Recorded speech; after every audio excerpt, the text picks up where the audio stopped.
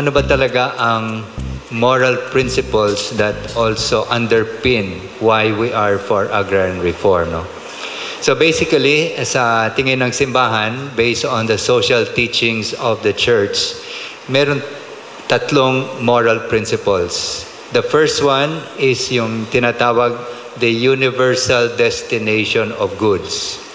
That God destined the earth and all its resources for everyone, not only for a few, but it should support comfortably all human beings based on their dignity as made in the image of God.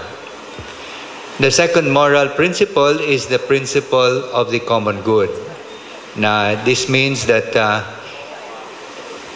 it is the sum of social conditions that make human living worthwhile for everyone. And again, here the call is that the demands of the common good are dependent on the social conditions of each historical period.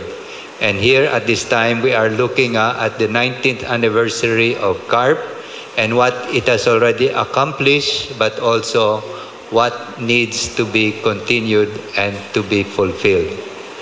So again, the common good, when we look at the system or the situation of widespread poverty today, especially in the rural areas, is a principle by which we can say that we need agrarian reform in order to uplift the life situation of many of our fellow countrymen and women. The third principle is the preferential option for the poor. And here again, we also recall the saying of President Ramon Magsaysay, those who have less in life should have more in law. And this is also the bias of the social teachings of the church, that we should look and be concerned about the living conditions, especially of the poor, the marginalized, and in all cases, those whose living conditions interfere with their proper growth. It is in this light that as we come together to celebrate this anniversary of the Comprehensive Agrarian Reform Program, this year, 1967, we recall, is also the 40th anniversary of the first National Rural Congress called by the Catholic Church. And in that light, the bishops issued a statement at the beginning of this year that we would like to call again for a second National Rural Congress. But this time, we will do it first at the diocesan level, which are really by the provinces or sections of provinces, so that we can listen to the needs and aspirations of the rural poor communities themselves.